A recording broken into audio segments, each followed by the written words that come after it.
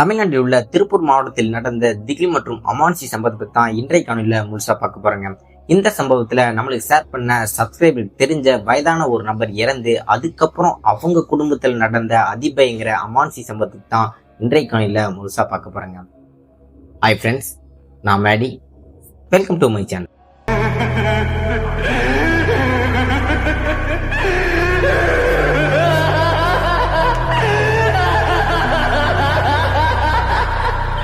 இந்த சம்பவம் தமிழ்நாட்டில் உள்ள திருப்பூர் மாவட்டம் பழைய பஸ் ஸ்டாண்ட்ல இருந்து ஒரு 11 கிலோமீட்டர் உள்ள ஒரு அழகிய சிட்டியில 2023 காலகட்டத்துல நம்மளுக்கு ஜிமெயில் மூலம் ஷேர் பண்ண ஸ்ரீரஞ்சனி அப்படின்ற ஒரு சிஸ்டரோட குடும்பத்துக்கு நடந்ததாங்க இந்த சம்பவம். ஸ்ரீரஞ்சனி அப்படின்ற அந்த சகோதரியோட குடும்பத்தை பத்தி சொல்லணும் அப்படின்னா 2023 காலகட்டத்துல ஸ்ரீரஞ்சனி அப்படின்ற இந்த சகோதரிக்கு 20 வயது இருந்திருக்குங்க. திருமணமாகி கணவர் இருக்காங்க. இவங்க 2 பேத்துக்குமே 1 வயதுல ஒரு ஆண் குழந்தை இருக்கு. இவங்க அப்பா அம்மா ஸ்ரீரஞ்சனி அவங்களுக்கு கூட பிறந்த 16 வயசுல விக்னேஷ் அப்படின்ற சகோதரனும் இருந்திருக்காங்க.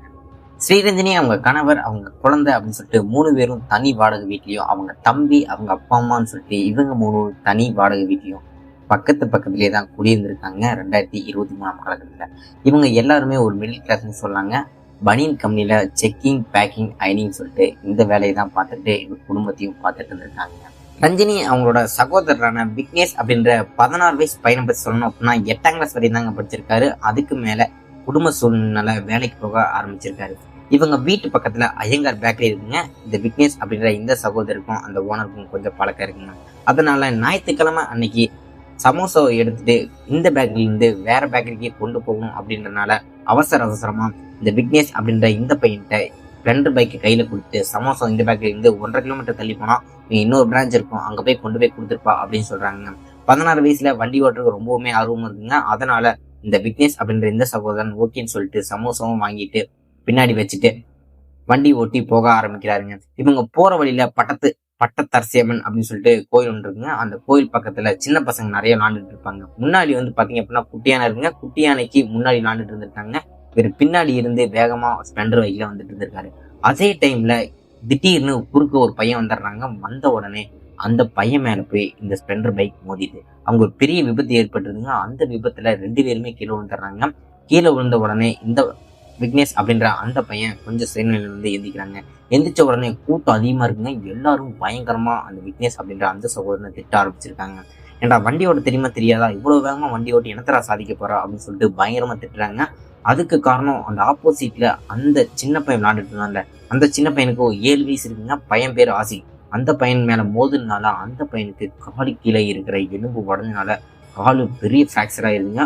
அடிச்ச உடனே அந்த பையன் அன்கான்சியஸுக்கு போயிடறான். ரொம்பவுமே மோசமான நிலையில விபத்து ஏற்பட்டதுக்கு அப்புறம் விக்னேஷ் ரொம்பவுமே பயந்து போயிடுறாங்க. கூட்டமும் அதிகமாயிருது. அதே டைம்ல ஆசிக் அப்படின்ற கால் உடைஞ்ச அந்த பையனோட அம்மா ஸ்பாட்டுக்கு வந்துடுறாங்க. ஸ்பாட்டுக்கு வந்து ஆசிக்க பார்க்கும்போது மயக்கம் போட்டு கீழேயே விழுந்துடுறாங்க. அவங்க தண்ணி தெளிச்சு இருக்கும்போது பயங்கரமா கத்தி அலற ஆரம்பிச்சிருக்காங்க. இந்த ஆசிக் அப்படின்ற அந்த நபரோட அப்பா கொரோனா டைம்ல 2021 காலகட்டத்துல எல்லாம் இன்ஃபெக்ஷன் ஆகி இறந்துட்டாராங்க. இவங்க அம்மா தான் இந்த ஆசிக் அப்படின்ற இந்த பையனையும், இந்த ஆசிக் அப்படின்ற இந்த பையனுக்கு ஒரு சகோதரன் 5 வயசுல இருக்கிறாங்க. இவங்க 2 பேர்த்தையும் பார்த்துட்டு இருக்காங்க.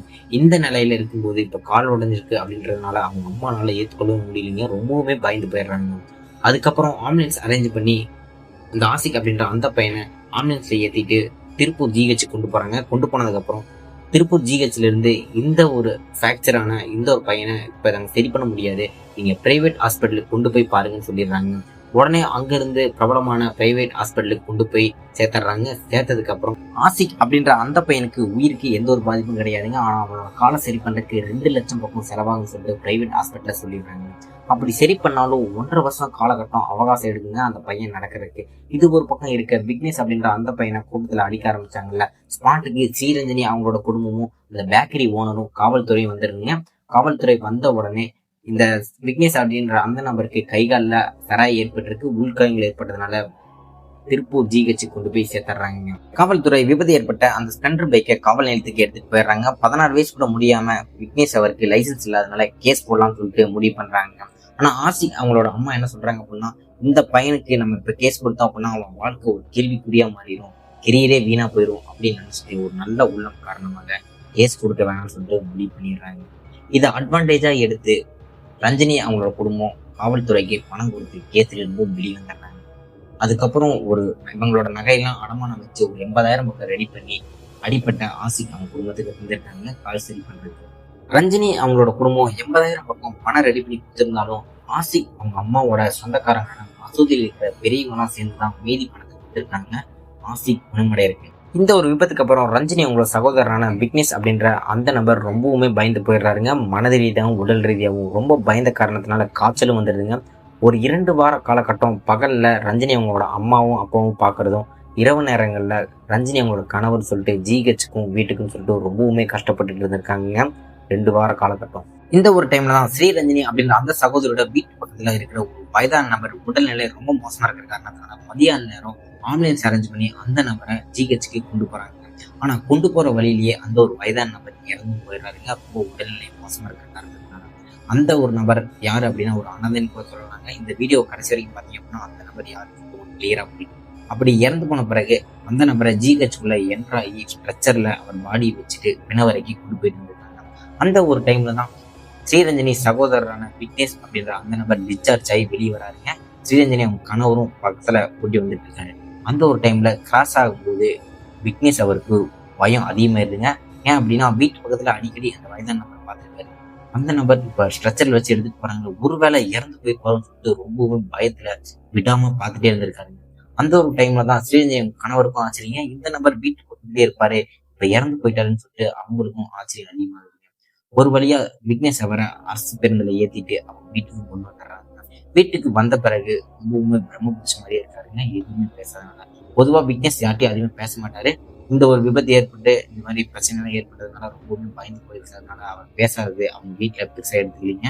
கொஞ்சம் பையனை ஃப்ரீயா விடுவோம், அதுக்கப்புறம் அவனே சரியாயிருவான் அப்படின்னு சொல்லிட்டு அவங்க விட்டு இருந்திருக்காங்க. டிஸ்சார்ஜ் ஆகி வந்த அந்த நாள் மட்டும் தாங்க நார்மலா இருந்திருக்காரு. அடுத்த நாள் விசித்திரமான சம்பவம் அவங்க வீட்டுல ஒண்ணு நடக்குதுங்க. என்ன நடக்குது அப்படின்னா ரஞ்சினி அவங்களோட குடும்பம் எல்லாரும் டிவி பார்த்துட்டு இருந்திருக்காங்க. இன்க்ளூடிங் விக்னேஷ் அவரு சேர்ல உட்காந்து டிவி பார்த்துட்டு இருந்திருக்காரு. அந்த ஒரு டைம்ல விக்னேஷ் என்ன பண்றாரு அப்படின்னா மதிய நேரத்துல டிவி பார்த்துட்டு இருந்தவரு பயங்கரமா அழுக ஆரம்பிச்சிருக்காருங்க. திடீர்னு அழுதாரு அப்படின்னா எல்லாருக்கும் எப்படி ஆச்சரியமா, என்னடா பையன் பயந்து போயிட்டான்னு ரொம்ப அதனாலதான் அழுகுறான்னு சொல்லிட்டு அவங்க என்ன பண்றாங்க அப்படின்னா விக்னேஷை சமாதானப்படுத்த ஆரம்பிச்சிருக்காங்க. ஆனா ஒரு 1/2 மணி நேரம் பக்கம் தொடர்ச்சியா அழுதுகிட்டே இருக்காருங்க. ஏன்னா ஏன் அழுகுறேன் அப்படின்னு கேட்டா எந்த பதிலும் சொல்லவும் மாட்டேங்கிறாருங்க. பயந்து போயிருக்கிறாரு மட்டும் நல்லாவே தெரியுது. நல்லா அழுதுட்டு இருந்தவரு இவங்க குடும்பத்துக்கு மறுபடியும் ஒரு ஆச்சரியம். என்னாச்சு அப்படின்னா அழுகையை நிப்பாட்டிட்டு பயங்கரமா சிரிக்க ஆரம்பிக்கிறாருங்க. இவங்க குடும்பத்தை பார்த்துட்டு ஏளனமா சிரிக்கிறத பார்த்துட்டு இவங்க குடும்பத்தினர் எல்லாருமே ரொம்பவுமே ஆச்சரியப்படுறாங்க. அதுக்கப்புறம் நார்மலா ஆயிடுறாருங்க. நார்மலா ஆயிட்டு யார்ட்டையும் எதுவும் பேச மாட்டேங்கிறாரு, அமைதியாவே இருக்கிறாரு. அதுக்கப்புறம் இரவு நேரங்கள சாப்பிட்டு தூங்கிடுறாங்க. சாப்பிட்டு தூங்கும்போது நள்ளிரவு நேரத்துல ரஞ்சினி அவங்க அம்மா ரெஸ்ட் ரூம் காண்டி எந்திக்கிறாங்க.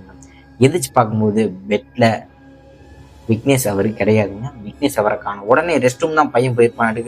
ஆனா இவர் ரெஸ்ட் ரூம் வந்து தனியா தாங்க போவாரு. அதனால பெருசா அவங்க எடுத்துருக்காங்க. சரி ரெஸ்ட் ரூம் போயிட்டு வருவான்னு சொல்லிட்டு வெயிட் பண்ணிட்டு இருந்திருக்காங்க.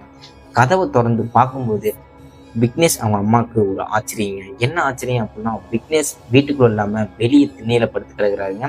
அதுவும் பனியன் எல்லாம் படுத்து கிடக்குறாரு. ஆஃப் கால் சாக்ஸ் மட்டும் தான் போட்டு குளிர்ல நடுங்க நடையில படுத்து கிடக்குறாரு. என்னடா வீட்டுல படுக்காம வெளியே வந்து படுத்துக்கிறான்னு சொல்லிட்டு அவங்க அம்மாவுக்கு பயம் அதிகமாயிருச்சுங்க. தட்டி பையனை எழுப்புறாருங்க. எழுப்பி உள்ள வாடான்னு சொல்லும்போது நான் எப்பயும் வழக்கமா இங்கதானே படுப்பேன், இங்கே படுத்துவேன்னு சொல்லிட்டு அப்பதான் பேசவே ஆரம்பிக்கிறாருங்க. அவங்க அம்மாவுக்கு புரிஞ்சிருச்சுங்க, அந்த வயதான நபர் இறந்துருந்தா இப்படி நடந்துட்டு இருக்கு அப்படின்னு சொல்லிட்டு அவங்க அம்மாவுக்கு புரிய ஆரம்பிக்குது. ஒரு வழியா அவங்க அப்பாவை கூப்பிட்டு என்ன பண்றாங்க விக்னேஷ் அவங்க அப்பாவை கூப்பிட்டு விக்னேஷை கூட்டி வீட்டுக்குள்ள போய் படுத்து தூங்க ஆரம்பிக்கிறாங்க. தூங்கினதுக்கு அப்புறம் அந்த நாள் அப்படியே முடிஞ்சிருங்க. அடுத்த நாள் காலையில நார்மலா தான் இருக்கிறாரு. மதியான நேரம் திடீர்னு விக்னேஷ் அவரை காணுங்க. எங்க இருக்காரு அப்படின்னா அவங்க வீட்டு பக்கத்துல கருவேலி மரங்கள் நிறந்து ஒரு காடு ஒன்று இருக்குங்க. சுற்று வட்டாரத்துல இருக்கிறவங்க அங்க கிரிக்கெட் விளையாடலாம் வருவாங்க. பெண்கள் ஆண்கள் சொல்லிட்டு ரெஸ்ட் ரூம்ல யூஸ் பண்றதுக்கு அந்த காடை பயன்படுத்துவாங்க. அந்த ஒரு காட்டுல அந்த கிரிக்கெட் விளையாடுற இந்த பசங்களாம் என்ன பண்றாங்க அப்படின்னா வீட்டுல வந்து கம்ப்ளைண்ட் பண்றாங்க. அங்க ஒரு மரத்தடியில இந்த ஒரு விக்னேஷ் அப்படின்ற இந்த பையன் படுத்து தூங்கிட்டு இருக்காங்க அப்படின்னு சொல்லிட்டு தெரிய வர ஆரம்பிக்கிறீங்க. வீட்டுல இருக்கிறவங்க எல்லாருமே பயந்து போய் அங்க போய் பார்க்கும்போது நல்லா ஆழ்ந்த உரத்தில் தூங்கிட்டு இருக்காராமாங்க விக்னேஷ். உடனே தட்டி எழுப்பி என்னடா இங்க வந்து படுத்துருக்காங்க போது நான் இங்கதான் வழக்கமா படுப்பேன் அப்படின்னு சொல்லிட்டு எதுவுமே தெரியாத மாதிரி பேசுறாருங்க. உடனே பையன் வந்து எப்படியே விட்டோம் அப்படின்னா ஏதோ பிரச்சனைன்னு சொல்லிட்டு வீட்டுக்கே கூட்டிட்டு வராங்க. வீட்டுக்கு கூட்டு வந்த பிறகு நார்மலா இருக்காருங்க. திடீர்னு ஒரு விசித்திரமான சம்பவம் மறுபடியும் நடக்குதுங்க. ஒரு 3 மணி போல, அதாவது மாலை ஒரு 3 மணி போல விக்னேஷ் என்ன பண்றாரு அப்படின்னா வீட்டுக்கு வெளியே நின்றுட்டு என்ன பண்றாரு அப்படின்னா இந்த வெளியே இருந்து பிச்சை கேட்கற மாதிரி சாப்பாடுலாம் கேட்பாங்களா, அந்த மாதிரி வெளியே நின்று அம்மா சாப்பாடு போடுங்கம்மா எனக்கு பசிக்குதுமா அப்படின்னு சொல்றாருங்க. என்னடா அவங்க அம்மாவுக்கு நல்லாவே புரியுதுங்க, அந்த வயதான நபர் இறந்த பிறகுதான் அதெல்லாம் நடக்குது, அதுவும் இல்லாம அந்த வயதான நபர் இப்படிலாம் பண்ணுவார் அப்படின்னு சொல்லிட்டு புரிஞ்சுட்டு உள்ள வாடா உள்ள வந்து சாப்பிடு அப்படின்னு சொல்லும்போது சாப்பாடு போட்டு கொடுத்தாலும் வெளியே போய் உட்காந்து சாப்பிட ஆரம்பிச்சிருவாருங்க. என்னடா நம்ம பையன் இப்படி பண்றானே சொல்லிட்டு அவங்க அம்மாவுக்கு பயங்கர ஆச்சரியம் இருந்தாலும் கூட அதை பெரிய விஷயமா அவங்க அம்மா எடுத்துக்கவே இல்லைங்க. அது ஏன்னு சொல்லிட்டு கடைசி வரைக்கும் வீடியோ பாருங்க, உங்களுக்கு கிளியராகவே புரியும். இருந்தாலும் அந்த நம்ம பையனோட உடம்புல அந்த வயதான நம்மளோட ஆன்மா தான் இறங்கிருக்குன்னு சொல்லிட்டு அவங்க அம்மாவுக்கு கிளியராகவே தெரியுதுங்க.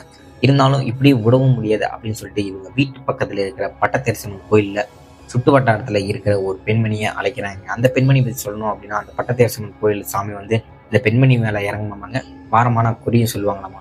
அந்த பெண்மணி பத்தி சொல்லணும் அப்படின்னா, யாராச்சும் வீட்டுல அப்படின்னா ஏதோ விஷயம் நடக்குது அப்படின்னா கரெக்டா சொல்லுவாங்களாமாங்க. அது நல்லாவே அந்த பெண்மணி தெரியுமாமா. அந்த பெண்மணிகிட்ட இந்த நடந்த விஷயம் எல்லாமே சொன்ன பிறகு, நான் காலையில ஒரு 8 மணி போல உங்க வீட்டுக்கு வரேன், நீங்க போங்க கவலைப்படாதீங்க அப்படின்னு சொல்லிடுறாங்க. அந்த நாளுக்கு அப்புறம் அடுத்த நாள் காலையில ஒரு 8 மணி போல சொன்ன மாதிரியே அந்த பெண்மணி வீட்டுக்கு வந்துடுறாங்க. நல்லா ஆழ்ந்த உறக்கத்துல தூங்கிட்டு இருந்த விக்னேஷ் உடனே எந்திரிச்சு என்ன பண்றாரு அப்படின்னா வீட்டுக்கு வெளியே ஓடி வராருங்க. வெளியே ஓடி வந்த பிறகு இந்த பெண்மணிக்கு உடம்புல அந்த பட்டத்தை சாமி இறங்கிடுச்சு அப்படின்னா பயங்கரமா சாமி ஆட ஆரம்பிச்சிருக்காங்க.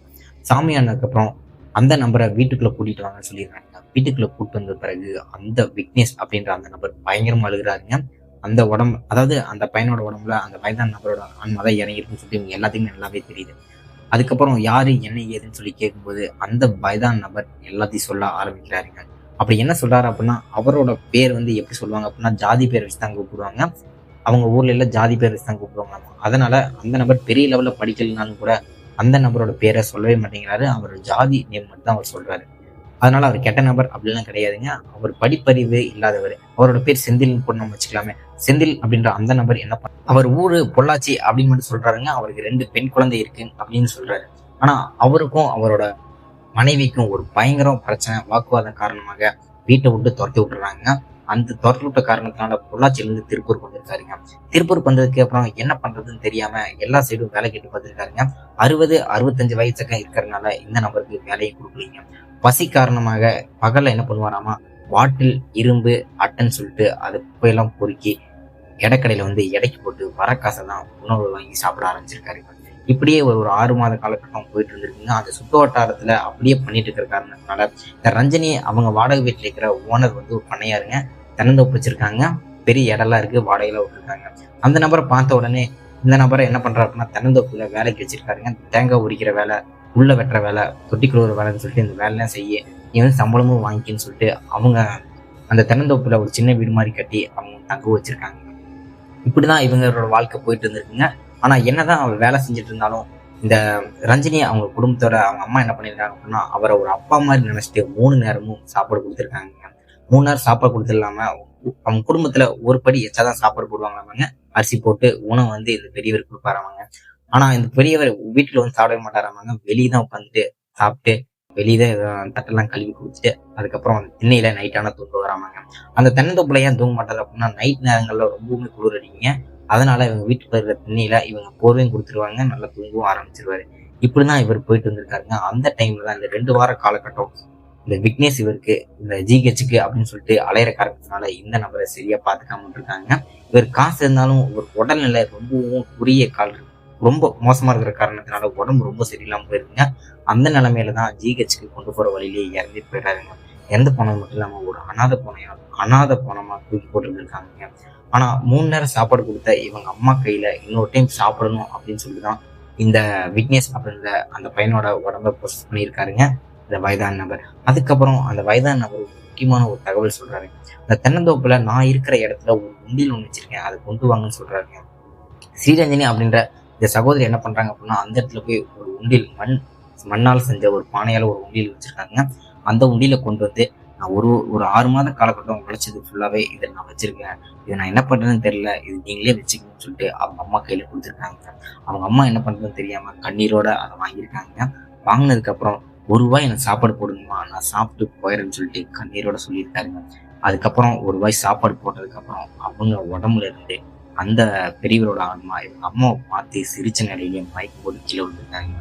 அதுக்கப்புறம் இப்போ வரைக்குமே அந்த பையனுக்கு எந்த ஒரு தொந்தரவும் கொடுக்கலையாமாங்க. போகும்போதும் கூட பையன் நான் எந்த தொந்தரவும் பண்ண மாட்டேன், ₹1 சாப்பிட்றது தான் வந்திருக்குன்னு சொல்லிட்டு சொல்லிட்டு தான் அந்த வயதான நபர் நம்மள இருந்து போயிருக்காருங்க. அதுக்கப்புறம் இந்த சாமி வந்துச்சு சொல்றாங்க, இந்த பெண்மணி வாங்க வந்து சாமியும் போயிடுச்சுங்க.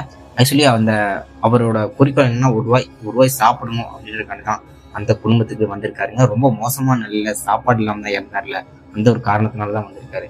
அந்த உண்டியில உடைச்சு பார்த்ததுக்கு அப்புறம் 5 ரூபா 10 ரூபா 20 ரூபான்னு சொல்லிட்டு ஒரு 2500 பக்கம் பணம் இருந்ததுங்க. அதுக்கப்புறம் அந்த நபருக்கு இந்த பண்ண வேண்டிய காரியங்கள்லாம் சின்ன சின்னதெல்லாம் பண்ணி முடிச்சிருக்காங்க. அதுக்கப்புறம் இப்போ வரைக்கும் அது விக்னேஷ் அப்படின்ற அந்த பையனோட உடம்புக்கு எந்த ஒரு பாதிப்பும் கிடையாதுங்க. நார்மலா இருந்திருக்காராமா. அதுக்கப்புறம் இவங்களோட குடும்பம் இந்த ஆசிக் அப்படின்ற அந்த பையனுக்கு கால்லாம் உடஞ்சிச்சு, அடிக்கடி மாதமான போய் பார்க்கணும்னு சொல்லியிருக்காங்க. ஆனா இப்ப 2025 அப்படின்றப்ப அந்த பையன் நடக்க ஆரம்பிச்சிருக்காங்க, எந்த ஒரு பிரச்சனையும் இல்லையாமா. ஆனா இந்த சம்பவத்து மூலம் இவங்க அம்மாவுக்கு ரொம்பவுமே மனதளவு பாதிக்கப்பட்டிருக்காங்க. அந்த நபரை நம்ம சரியா பார்க்காம விட்டுட்டோம், அதனாலதான் அந்த நபர் இறந்து போயிட்டான்னு சொல்லிட்டு இப்போ வரைக்கும் மன வருந்திட்டு இருந்திருக்காங்களாமா. நடந்ததை ஒண்ணு விடாம இந்த ஸ்ரீரஞ்சனி அப்படின்ற இந்த சகோதரி நம்மகிட்ட ஷேர் பண்ணியிருக்காங்க. இந்த சம்பவத்தை ஷேர் பண்ண இந்த ஸ்ரீரஞ்சனி அப்படின்ற இந்த சிஸ்டருக்கு நன்றிகள் சொல்லிட்டு, ஏதேனும் உங்க லைஃப்ல திகில் மற்றும் அமானுஷ சம்பவம் நடந்துச்சுன்னா ஸ்கிரீன்ல ஜிமெயில் ஐடி, இன்ஸ்டாகிராம் ஐடி கொடுத்துங்க, நீ ஃபாலோ பண்ணி எனக்கு மெசேஜ் நான் வாய்ஸ் நோட்டா சென்ட் பண்ணுங்க. உங்களுக்கு நடந்த அமானுஷி மற்றும் திகில் சம்பவத்தை நம்மளோட யூடியூப் சேனல் அப்லோட் பண்றேன். இந்த சம்பவத்தை பத்தி உங்களோட கருத்துக்கள் கமெண்ட் பாக்ஸ்ல கமெண்ட் பண்ணுங்க. அடுத்த ஒரு த்ரில்லிங்கான எபிசோட் சந்திக்கும் வரை நான் உங்கள் அடி.